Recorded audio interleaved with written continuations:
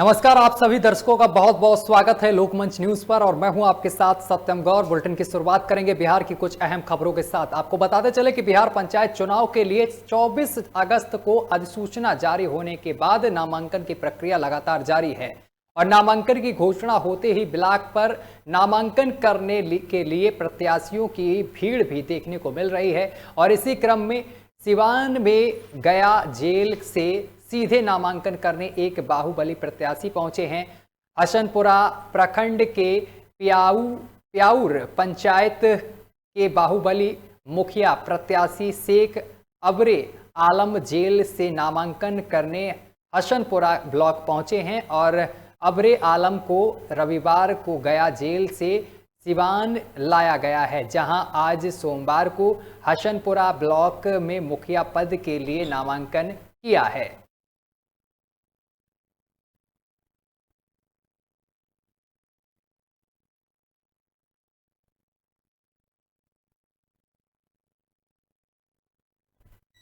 और अगली खबर पटना से सामने निकल कर आ रही है, जहां पर मुख्यमंत्री का आज जनता दरबार लगा है, जिसमें कई फरियादी ऐसे आए हैं जिनका नंबर तो नहीं लगा है, लेकिन जो गुस्सा है वह जरूर मुख्यमंत्री पर नजर आ रहा है। साफ तौर पर इनका कहना है कि बिहार में विकास का स्तर जो है वह शून्य है। इंदिरा आवास के नाम पर लोगों को ठगा जा रहा है। जब पत्रकारों द्वारा जनता से पूछा गया कि बिहार में शराबबंदी है, तो उनका कहना है कि शराब तो घर ही घर बन रहा है और रोज सचिवालय के बाहर हम शराब पीकर जाते हैं।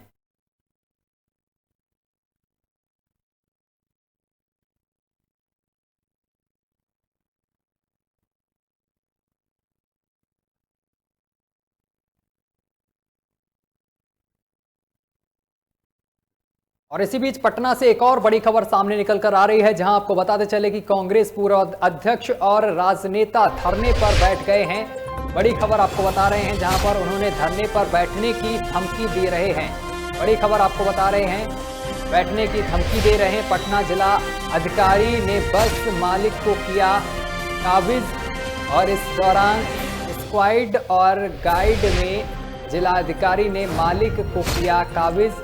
शिकायत के बाद भी नहीं हुई कोई कार्रवाई।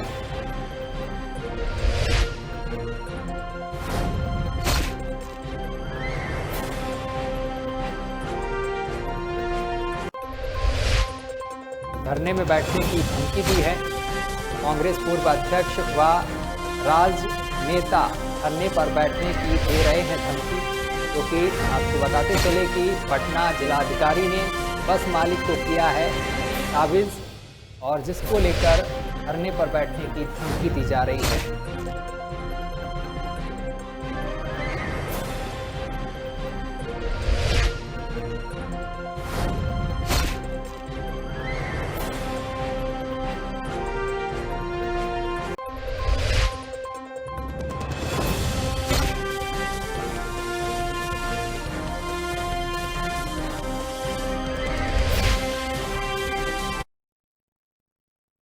और सुपौल के छातापुर प्रखंड में तीसरे चरण में होने वाले पंचायत चुनाव को लेकर नामांकन के तीसरे दिन विभिन्न पदों के 263 प्रत्याशियों ने नामांकन पर्चा दाखिल किया है, जिसमें मुखिया पद के लिए 13 और पंचायत समिति सदस्य पद के लिए 17 और सरपंच पद के लिए 19, वार्ड सदस्य पद के लिए 133 और ग्राम कचहरी पंच के लिए 81 लोगों ने पर्चा दाखिल किया है। इसी कड़ी में छातापुर मुख्यालय पंचायत से सुशीला देवी ने मुखिया पद के लिए अपना नामांकन पर्चा भरा है। इसी को लेकर कई लोगों ने पर्चा भरा है। चलिए अगली खबर का रुख करेंगे। अगली खबर आपको बताते चले कि पटना से सामने निकल कर आ रही है, जहां पर कांग्रेस पूर्व अध्यक्ष और राजनेता धरने पर बैठने की दे रहे हैं धमकी।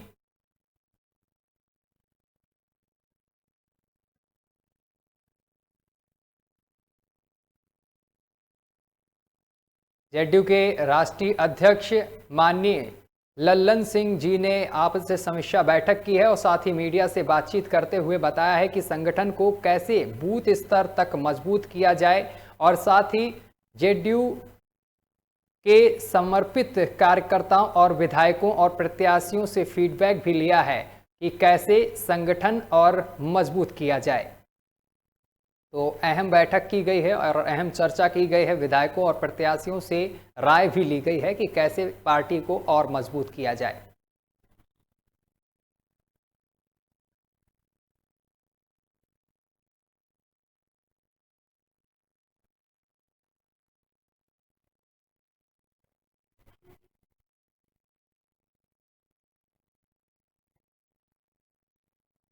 और अगली खबर मुजफ्फरपुर से सामने निकल कर आ रही है, जहां पर सोशल मीडिया पर भ्रामक खबर प्रकाशित करने को लेकर मुखिया ने थाने में एफआईआर दर्ज कराई है। साथ ही कहा है कि हमारी जनता देखे कि क्या हुआ है विकास।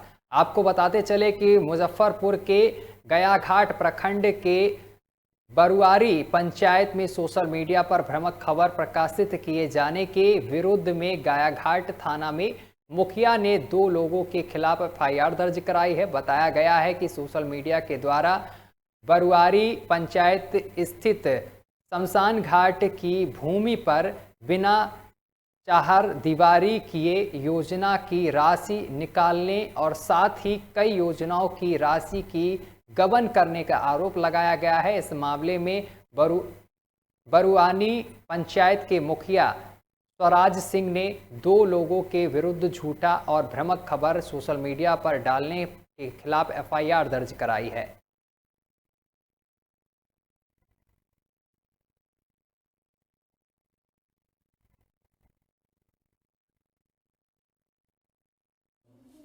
मेरे पंचायत में जो विकास कार्य का योजना चल रहा है उसके खिलाफ सोशल मीडिया पर भ्रामक खबर फैलाई गई है और जो योजना चल रहा है उसे खिलाफ फेसबुक और यूट्यूब पर गलत प्रसारित किया गया। तो इसके खिलाफ आपने क्या अभी तक किया? हमने इसके खिलाफ संबंधित थाने जो हैं हमारे उसमें एफआईआर दर्ज करा दिया है। तो आप क्या चाहते हैं आगे? हम चाहते हैं कि जो योजना ग्राम पंचायत में चलती है वो जीपीडीपी के अकॉर्डिंग चलती है। जीपीडीपी होता है ग्राम पंचायत डेवलपमेंट प्लान, जो प्रत्येक वित्तीय वर्ष में होता है 20-21, 21-22, जिसका जो है हम लोग ई ग्राम स्वराज के पोर्टल पर अपलोड कर देते हैं, जिसको कोई भी व्यक्ति भारतवर्ष में कहीं भी देख सकता है। और उस आवंटित बजट को जो ग्राम पंचायत का होता है उसको हाथ में रख कर के बताया गया कि यह सारी योजनाओं पर पैसा निकासी हो गई, जबकि सच्चाई से यह बिल्कुल अलग है। मतलब तो अगली खबर भागलपुर से सामने निकल कर आ रही है, जहां पर पिरपैती में पहुंचे हैं उद्योग मंत्री। उद्योग मंत्री के लिए एनटीपीसी से मांगी गई है जमीन, मिलने पर खुलेगा उद्योग। और मौके पर यहां पर स्थानीय विधायक मौजूद रहे।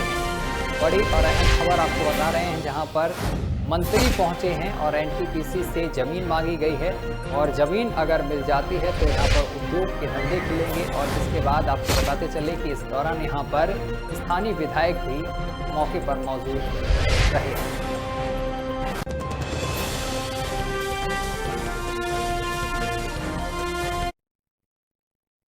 चलिए, वक्त हो चला है एक छोटे से ब्रेक का। ब्रेक के बाद भी खबरों का सिलसिला लगातार जारी रहेगा।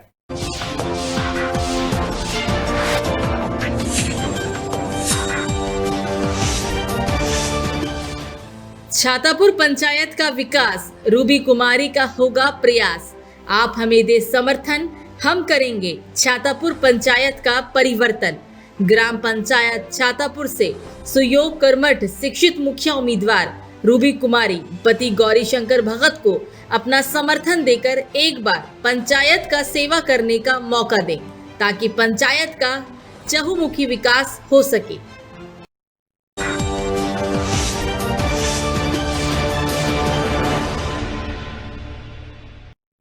और ब्रेक के बाद एक बार फिर से आप सभी दर्शकों का बहुत बहुत स्वागत है। वक्त हो चला है उत्तर प्रदेश की कुछ अहम खबरों का। आपको बताते चले कि बुलंदशहर से बड़ी खबर सामने निकल कर आ रही है, जहां पर भूखा मरना मंजूर है लेकिन वोट मोदी योगी को ही देंगे। एक युवक ने यहां पर कहा है। आपको बताते चले कि विकास नहीं, मोदी योगी चाहिए।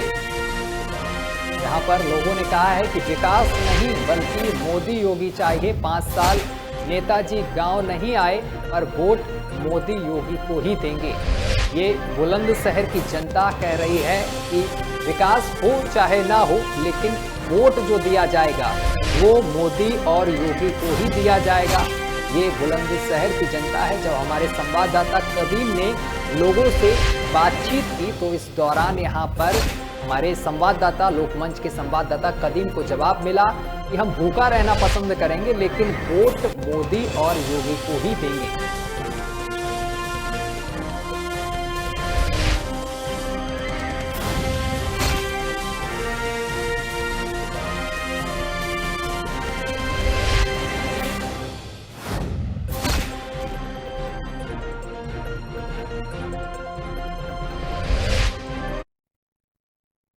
और चलिए इसी बीच कानपुर से बड़ी खबर सामने निकल कर आ रही है, जहां आपको बताते चले कि खाकी वर्दी को शर्मसार कर रहा है वर्दीधारी होमगार्ड। बड़ी खबर आपको बता रहे हैं, जहां पर कानपुर में खाकी वर्दी को शर्मसार कर रहा है वर्दीधारी होमगार्ड। नशे में धुत होमगार्ड बीच सड़क पर कर रहा है आराम फरमाता हुआ दिखाई दे रहा है। बड़ी खबर आपको बता रहे हैं, जहां पर शराब के नशे में वर्दीधारी होमगार्ड साफ तौर पर दिखाई दे रहा है। शराब पीने वालों पर पुलिस धारा 34 में करती है कार्रवाई, लेकिन यहां पर नौबस्ता थाना क्षेत्र के आंसू कुआं चौराहे पर यहां पर एक पुलिसकर्मी शराब के नशे में धुत दिखाई दिया है। इसका वीडियो सोशल मीडिया पर तेजी से वायरल हो रहा है।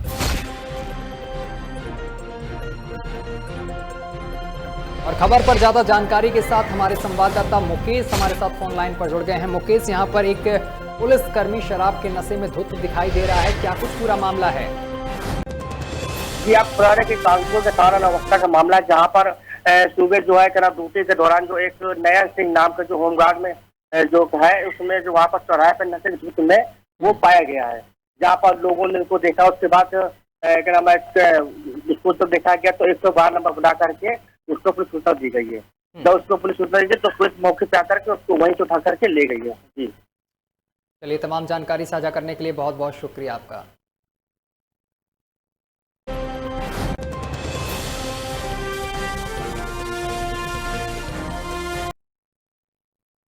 और एक और बड़ी खबर कानपुर से सामने निकल कर आ रही है, जहां पर पुलिस को शर्मसार करने वाला एक वीडियो सामने आया है, जहां पर वर्दीधारी सिपाही शराब की बोतलें चुराता हुआ कैमरे में कैद हो गया है।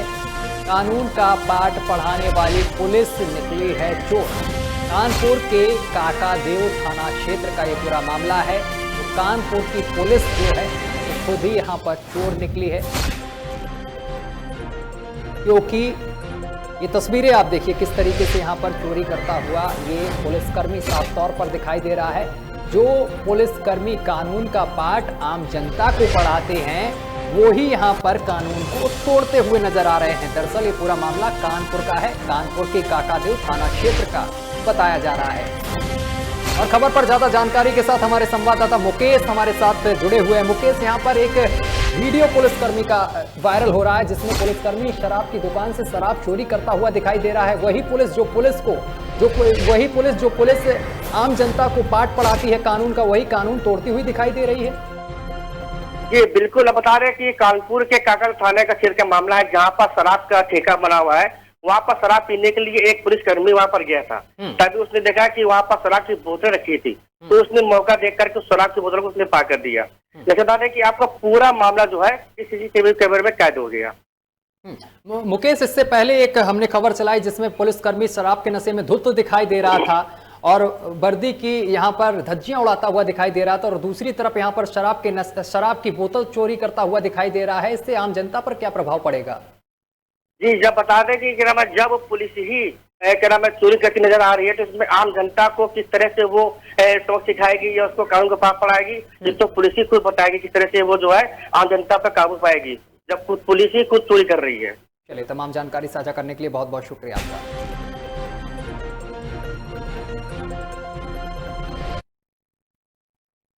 और अगली खबर भी कानपुर से सामने निकल कर आ रही है, जहां पर योगी सरकार लगातार महिलाओं को सशक्त करने के लिए मिशन नारी शक्ति अभियान को संचालित कर रही है।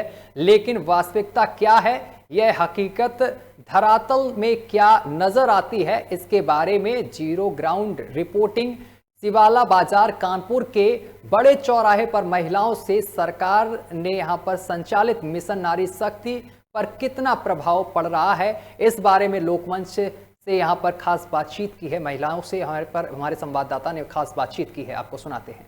लोकमंच में हिमांशु, कानपुर नगर से। उत्तर प्रदेश में योगी सरकार लगातार महिलाओं के लिए मिशन नारी शक्ति अभियान चला रही है। उसी क्रम में हम कानपुर नगर में इस वक्त मौजूद हैं बड़े चौराहे पे, जहां पर सिवाला बाजार है। यहाँ पर महिलाओं का आना जाना लगा रहता है। हम उनसे जानेंगे और समझेंगे कि योगी सरकार का मिशन नारी शक्तिकरण अभियान जो है वो कितना कारगर साबित होता हुआ नजर आ रहा है। तो आप कुछ क्वेश्चन करेंगे? हाँ, हम क्वेश्चन कर लेंगे। Soft question. क्या नाम है आपका? शैलात्री। जी, योगी सरकार लगातार महिलाओं को सशक्तिकरण के लेके और उनको अभियान चला रही कि महिलाएं जागरूक हो ज्यादा और आत्मनिर्भर बने। ये सरकार का कैसा मतलब पहल है और इसको आप किस नजरिए से देखते हैं? अच्छा पहल है, बट इसका कोई भी हमें कुछ भी दिखाई नहीं देता है। सारा सब कुछ है जो लेडीजों के साथ वो बोल रहे हैं, ठीक है, लेकिन करना कुछ नहीं चाहती है। ये स्थिति उनकी ऐसी हो गई है कि छोटे छोटे बच्चे हैं, नाबालिग लड़कियों के भी साथ कुछ भी हो सकता है। ये ऐसा सिस्टम बना दिया है उन्होंने कि उनके किसी भी कड़क सिस्टम का, किसी भी स्टेप का, कोई भी किसी चीज का किसी को डर भी नहीं है इस बात से। कठोर कानून बनना चाहिए। हाँ जी, क्यों नहीं, बिल्कुल बनना चाहिए ऐसे लोगों के लिए। लड़कियां सेफ रहेंगी, उससे अच्छा क्या है। ये आप लड़कियों को जागरूक कर रहे हैं, उससे अच्छा आप कोई कठोर नियम बनाइए जिससे खुद ही लोग पहले डरे उससे। अंजलि। क्या करती है? फिलहाल तो अभी ग्रेजुएशन मेरा कंप्लीट हुआ है रिसेंटली। योगी जी जो है एक नारी शक्ति मिशन को लेकर महिलाओं के लिए बहुत सारी बातें करते हैं और जागरूक होने के लिए उनसे कहते हैं और करते भी हैं जागरूक। इससे आप क्या कहना चाहेंगे? सिर्फ जागरूक करते हैं और इस पर कोई स्टैंड नहीं लेते हैं। गलत चीज़ों में तो बिल्कुल भी नहीं लेते हैं। उनको बस खाली सारी न्यूज़ें उनको मिलती होंगी, ऐसा नहीं कि उनको कुछ पता नहीं चलता। 6 महीने की बच्ची जो अभी रिसेंटली कांड हुआ है, उसे रेप करके 6 साल या 6 महीने की थी, उसको रेप करके उसको मार कर ऐसे ही भेज दिया उनके परिवार में, फैमिली में। उसमें कोई स्टैंड नहीं है। और बाकी चीज़ों में वो ऐसे स्टैंड लेते हैं, बस पार्टी इधर से रैली निकलना, उधर से रैली निकलना, बस इसी चीज़ों में उनका ध्यान होता है और किसी चीज़ों में नहीं होता है। ऐसा क्या होना चाहिए? देखिए, उनके आदेश तो होते हैं, पर जो नीचे के अधिकारी वो कितना संज्ञान लेते हैं? प्रोटेक्शन ही नहीं सेव कर रही है तो फिर लोग वो कहाँ से वो होंगे।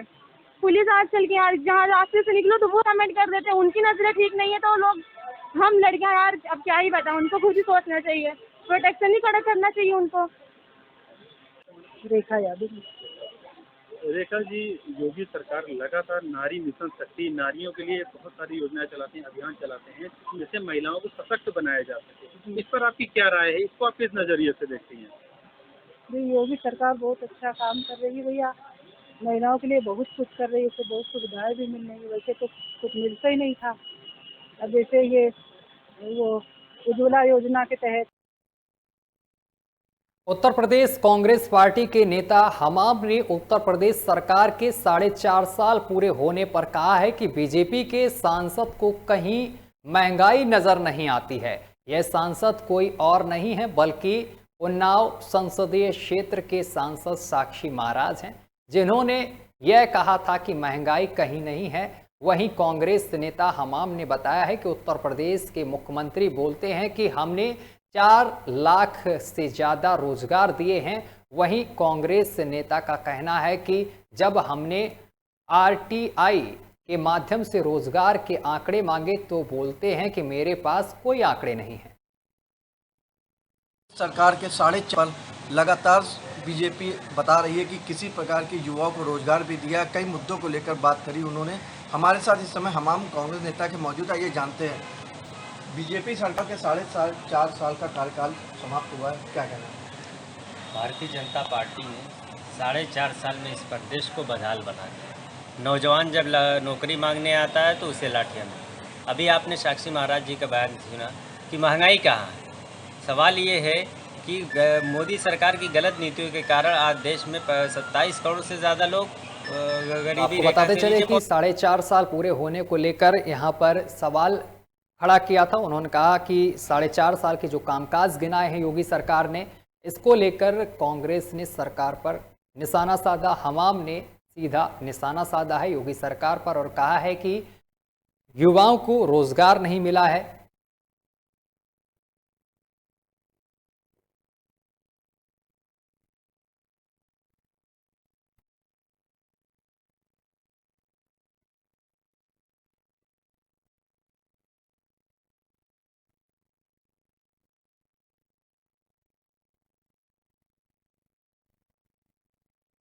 आज राजधानी लखनऊ में प्रबुद्ध सम्मेलन का आयोजन किया गया, जिसका आयोजन करने के लिए हमारे साथ श्री कृष्ण लोधी जी हो, जिला अध्यक्ष हैं। श्री कृष्ण लोधी जी, आपका नमस्कार लोकमंच न्यूज चैनल में। Thank you. आज जो प्रबुद्ध सम्मेलन हो रहा है, इसका क्या उद्देश्य है? देखिए, प्रबुद्ध सम्मेलन का उद्देश्य ये है कि हमारे देखिए प्रबुद्धों के बगैर, हमारे बुजुर्गों के बगैर, देखिए 4.5 साल हमारी सरकार के हो रहे हैं और 6 महीने सरकार के बचे हैं।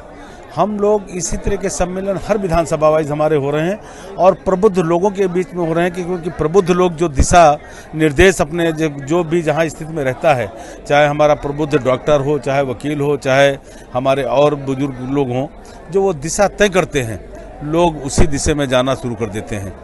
तो हम आज उनके बीच में आए हैं कि हमारी 4.5 साल की क्या उपलब्धियां रही, सरकार किस तरह गरीबों के लिए किस तरह क्या क्या कर रही है, सरकार 4.5 साल में क्या पूरा लेखा जोखा उनके सामने रखे हम लोग रखे इसलिए हैं कि वो प्रबुद्ध लोग हैं। जब प्रबुद्ध लोग कोई मार्गदर्शन और दिशा निर्देश तय करते हैं तो उसके साथ साथ पूरे नौजवान और भी पूरे उसके साथ चले जाते हैं।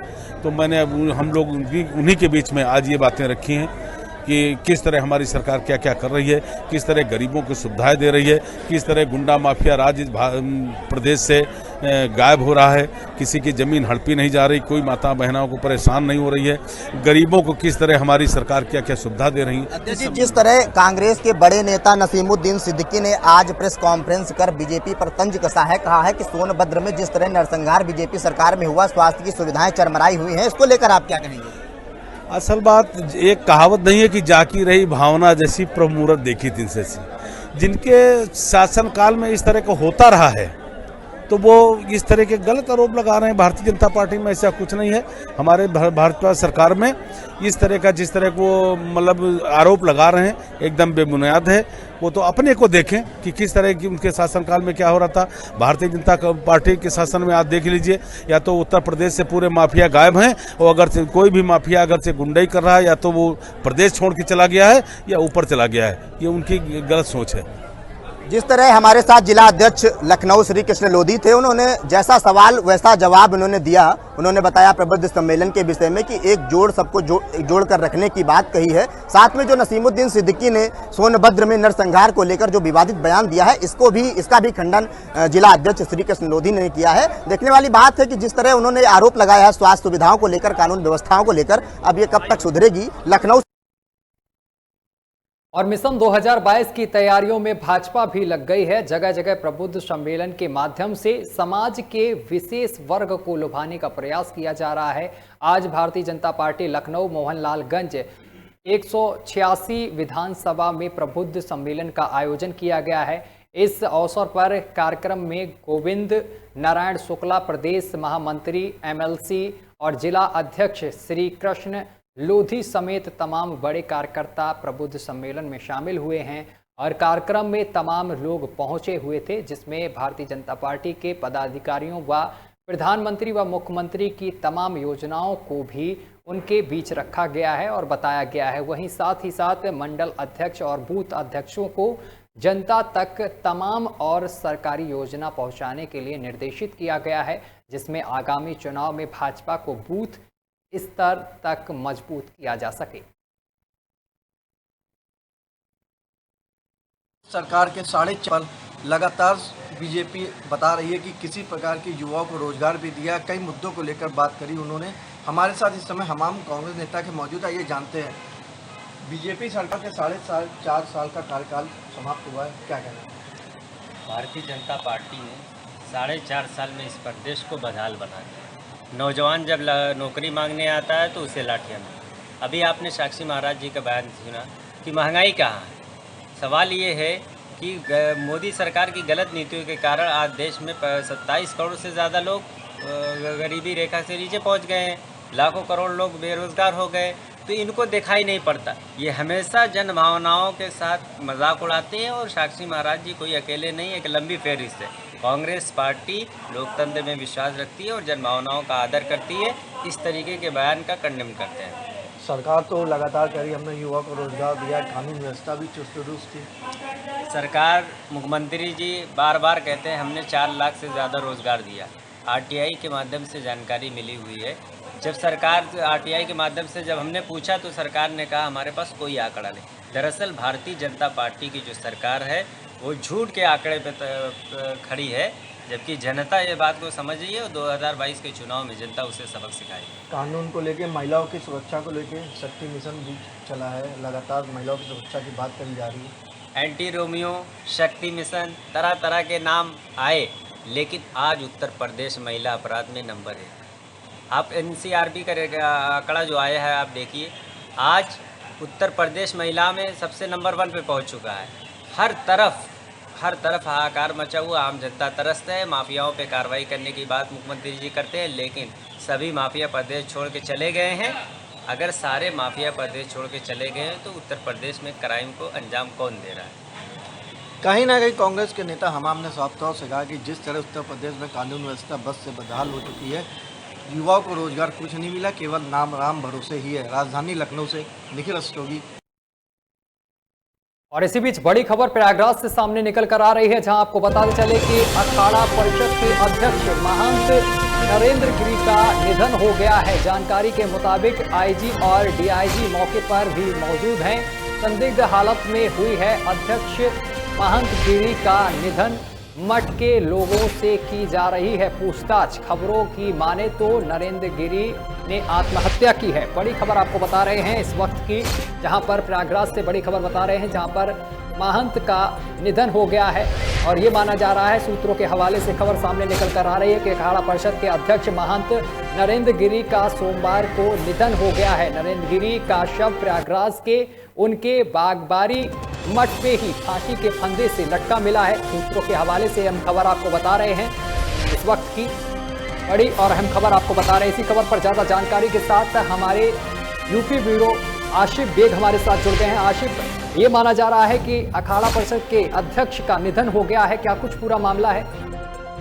जी बिल्कुल, बता दूं सत्यम की आज महंत नरेंद्र गिरी की लाश जो है फंदे के से लटकती मिली है और मौके पर आईजी और डीआईजी भी पहुंचे और संदिग्ध हालत में हुई मौत पर जो है अब जांच की मांग तेज हो गई है।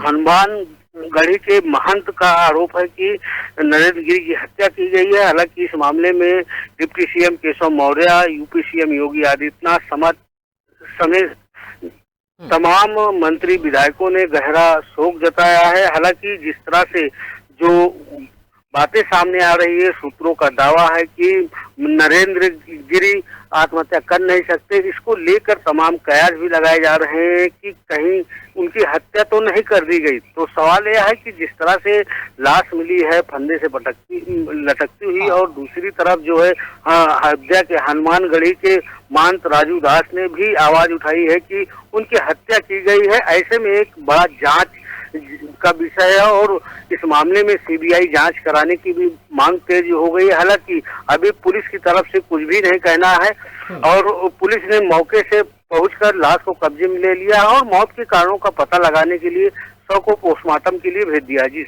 आशिफ, ये बताया जा रहा है कि शव के पास से सुसाइड नोट भी बरामद हुआ है।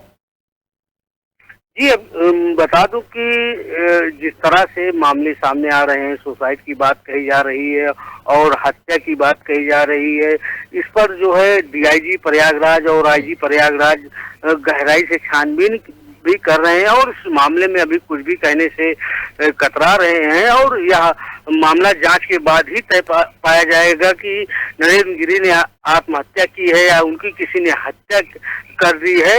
यह एक महत्वपूर्ण विषय है। फिलहाल मामले की गहराई से पुलिस छानबीन कर रही है। चलिए, तमाम जानकारी साझा करने के लिए बहुत बहुत शुक्रिया आपका आशिफ।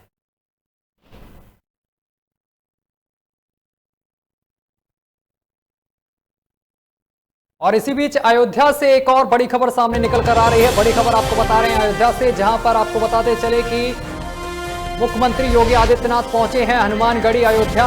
इस वक्त की बड़ी खबर आपको बता रहे हैं और यहां पर पहुंचकर पूजा अर्चना की है सीएम योगी आदित्यनाथ ने और 2022 चुनाव के लिए हनुमान जी से प्रार्थना की है, पूजा अर्चना की है। तस्वीरें भी हम आपको दिखा रहे हैं जहां पर सीएम योगी आदित्यनाथ ने हनुमान मंदिर में पूजा अर्चना की है।